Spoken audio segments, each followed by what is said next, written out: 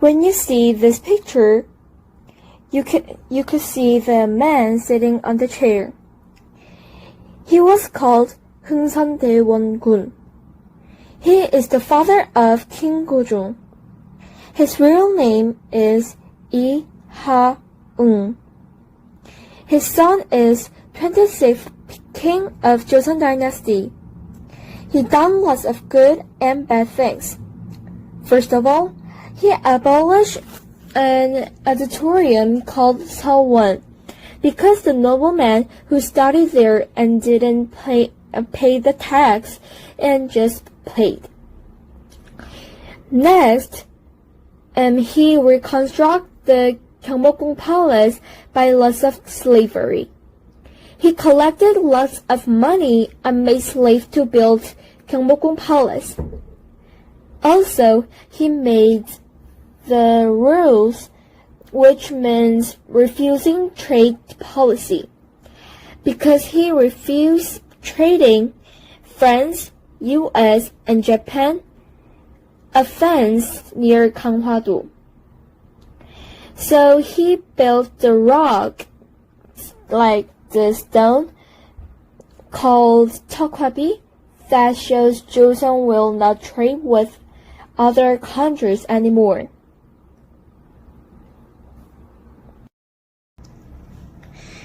Now you can see another man.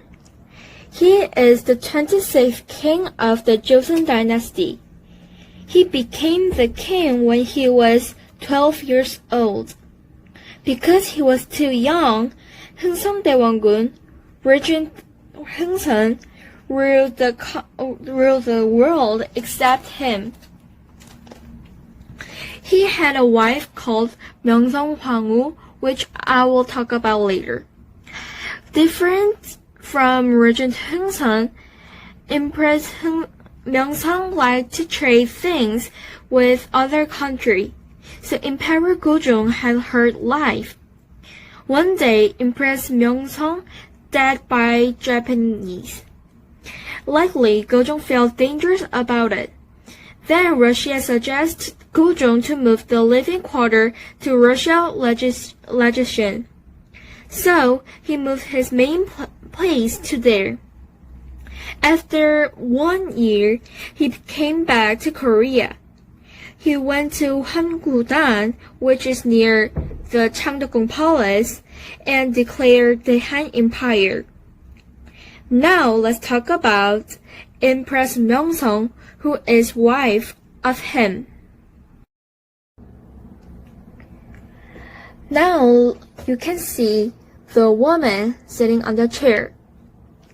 She was the wife of King Gojong, and she was called Empress Myeongseong.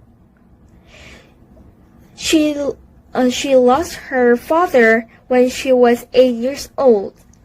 At the age of 16, she was chosen as queen on the recommendation of the mother of King Gojong.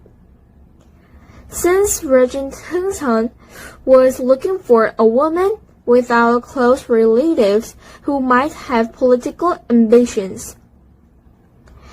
In 1895, she was killed by a Japanese assassin in Gyeongbokgung Palace.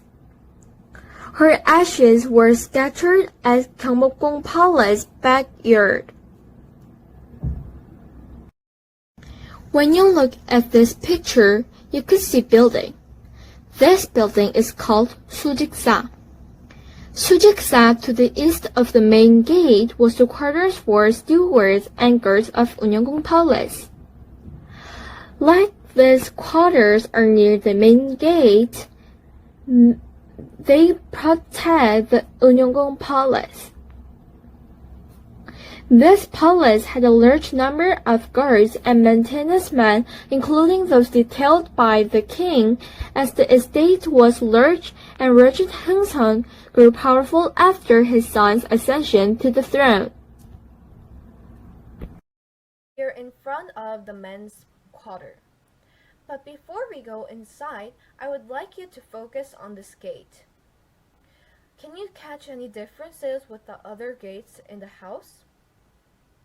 Yes, it is much more taller than the walls besides it, and it was called a lofty gate. There are two reasons why the Joseon people constructed this gate so high. The first reason is to show the nobleman's dignity, because only rich noblemen were able to afford to build a lofty gate. They wanted to show their power. So they made this gate very tall and showed this to their servants. The second reason is that a sedan chair could go in. So a sedan chair is this, and it was a transportation that was used by noblemen in the Joseon dynasty. Because this house's owner was Hungsun, who was the father of the king, he was probably very rich and was obviously a nobleman. So he always rode a sedan chair or a horse, but if the gate was too small, then the sedan chair was not able to go inside. So he had to get off the sedan chair and walk through the gate. But by using a lofty gate, he was able to just comfortably pass through this gate sitting in his sedan chair.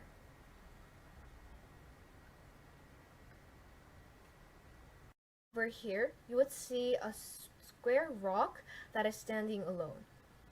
This stone was used to step down from a horse. This stone was used to step down from a horse when Hungsun was using a horse as his transportation. Because usually we don't bring our horses into our living quarters, he got off his horse and then walked through the gate when he was using a horse. We are finally at the men's quarter. This is where Hungsun and his son, King Gojong, stayed and studied. Gojong also greeted his guests over here and discussed the politics. The name of this building you can see right over here was called Noandang, which meant the house for the relaxation of the elders. Hungsun was quite old, so willing his happy life, the name was like this. This panel was written by Kim Jong-hee, which was Hungsun's teacher and was the top one calligrapher and writer in the Joseon dynasty. I also want to talk about these stone bricks that is underneath the house. These stone bricks, the stores of the stone bricks were limited due to the social status. The first story was only allowed to the ordinary common people, and noble ones were limited to have 2 stories. And only the royal families were allowed to have 3-story stone that were underneath the house. But then, why does Hungsun have 3 stories if he was a nobleman? The answer is simple. I also told you that Hungsun was the father of the king, so he was also the member of the royal family. So he was allowed to have a 3rd story. Furthermore, there was a 4th story, and this was only allowed to the shrine, where we worship our ancestors.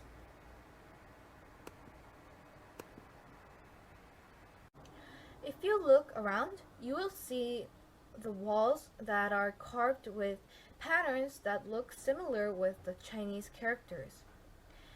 These patterns were actually motivated by the Chinese characters that meant longevity and a happy life. So the constructor probably wished Hungsun for a long and happy life. Here we're going to look at the woman's place of this house. This building is the biggest and is at the center of this house. This is a picture of Gyeongbokgung. This area is a Gyeongbokgung, and you can see the red spot, and it's the women's area of the Gyeongbokgung Palace. Also, we can know that the most of the Korean traditional houses woman area is at the center of the house. Now we're going to talk about what happened here. Here, Gojong and Myeongseong got married. Before Gojong and Empress Myeongseong got married, Empress Myeongseong used this place to do a special study to become a queen. Since we talked about Empress Myeongseong and Gojong's marriage, I would like to talk about Empress Myeongseong. She became the queen when Japan wanted to rule over Joseon. So she tried to get a close relationship with Russia. She had planned to extract Japan diplomatically using Russia. To Japan, Empress Myeongseong was an interruption to rule over Joseon. In 1895, August 20th, in the dawn, Japan came into the Gyeongbokgung Palace and killed the Empress Myeongseong. And the body of the Empress Myeongseong was burned at the back garden of the Gyeongbokgung Palace, which is this place.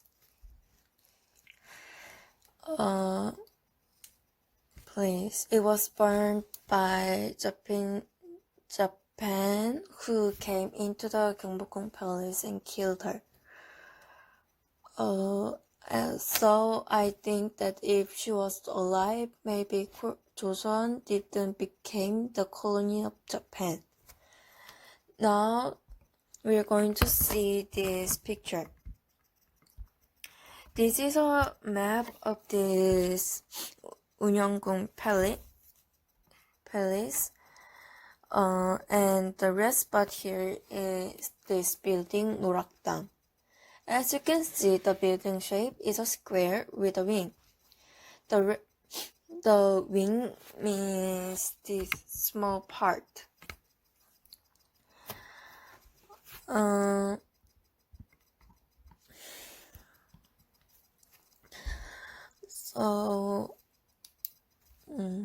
And also there is a book about this Unyeonggung Palace.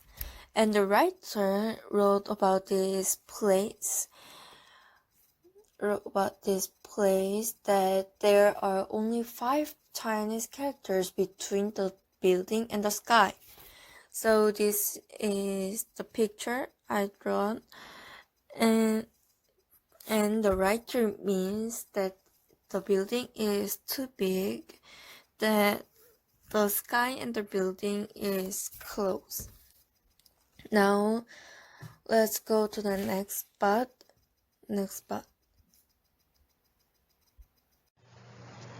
Irodang, along with Norakdang, was used as the inner quarters on Unyeonggung Palace. The first letter E is higher than the other letters because E meaning 2, along with the second letter. Lo, meaning elders, represent Regent Hongseon and his wife, respecting them. This building was built in 1869, more recently than the other buildings because after the marriage of King Gojong, Regent Hongseon's family had to move from Norakdang. It has just a single eave and wooden sunshade, different from Norakdang, having double eaves and sunshade. It is connected with Norakdang through corridors. House of Kim Seung-yeon in Unnidong, behind Irodang, was used to be part of Unyeonggung Palace. It was called as Yeonghodang. This is a tiny pond called Unayeonji, made of marble stone. It means a pond for ink stones under the clouds. Regent Hongseon was an old student of the famous calligrapher Kim Dong-i, and he enjoyed drawing wild orchids and calligraphy. So this was used for his artwork at home. It was also used as kumut to put out the fire or repel the fire spirits, just like the palace. It was originally located in Doandang. The letters of Unayeonji are carved in a neat and beautiful style. It has cloud patterns in the bottom part of it. This stand one was used for placing the sundial angbuilgu to tell the time. It is called as ilyongdae, which is made of granite stone, and it was also used for putting a torch. Behind Irodang here, you can see a black door. It was a room for ice during the summer and the fall, which is called the Sokbingu. The middle letter ping in the name means ice. They collected ice during the winter and stored it, usually in the underground. At that time, there was no refrigerator or freezer, and only palace had rooms for ice.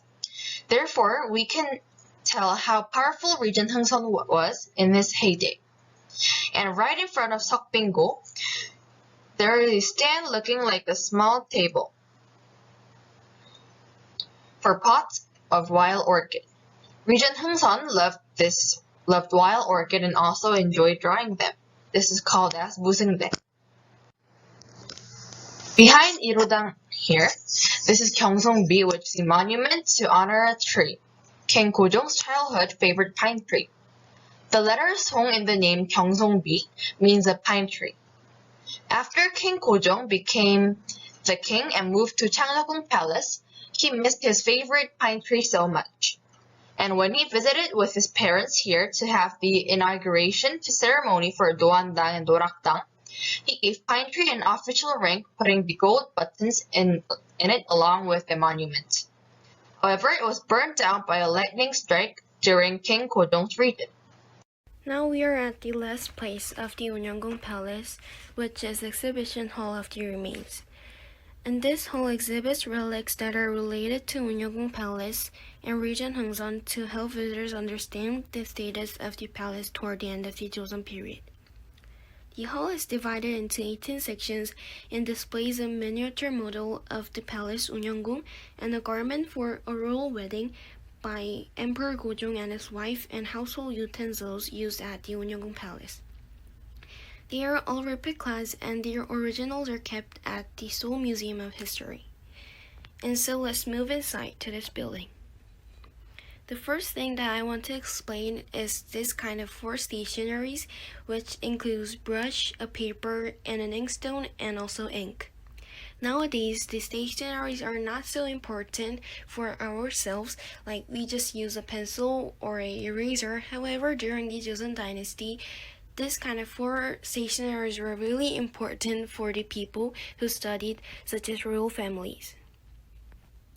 And when you see this picture, you can also see a brush, a paper, and an inkstone and an ink.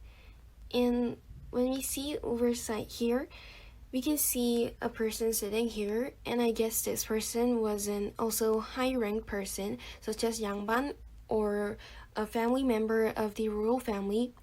Since over here, we can see a paper, a brush, and an inkstone and an ink.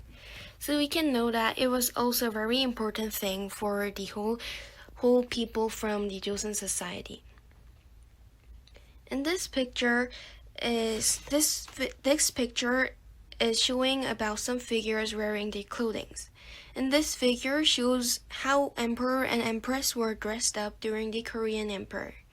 These clothing were only allowed for the emperor or empress to wear, and before Emperor Gojong established the Korean Empire, he was a king, so he couldn't wear these kind of clothes. But after establishing Korean Empire, he was able to wear these clothes because he became an emperor, and this kind of clothing symbolizes the emperor and the empress. And this is the figure, the miniature of this Unyeonggung Palace. And when we see over here, this place is the Irodang, and this place is Dorakdang, and also this place is Doandang. We have passed through all kinds of these buildings before we have arrived here. And lastly, this place is the exhibition hall of the remains which now we are in.